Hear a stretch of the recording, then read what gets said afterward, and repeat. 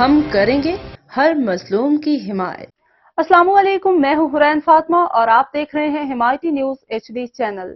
نظر ڈالتے ہیں آج کی اہم خبروں پر۔ اگست 2024 وہ آئے اور کر دکھایا، متحدہ کا نصف العین عوامی خدمت، کیونکہ اپنوں کے کام اپنے ہی آتے ہیں۔ متحدہ قومی موومنٹ پاکستان کے رہنما و حق پرست رکن قومی اسمبلی حلقہ NA 233 جاوید حنیف بھائی کی کاوشوں، سابقہ UC 26 موجودہ UC 9 لانڈی بی ایریا جامعہ مسجد رشیدیہ کی طرف فراہمی آب کا دیرینہ مسئلہ حل ہو گیا اور 6 انچ قطر کی 800 فٹ لائن ڈالی گئی، جس کا وسیم الدین میو بھائی کو کوارڈینیٹر برائے رکن قومی اسمبلی حلقہ NA 233 جاوید حنیف بھائی نے وزٹ کیا۔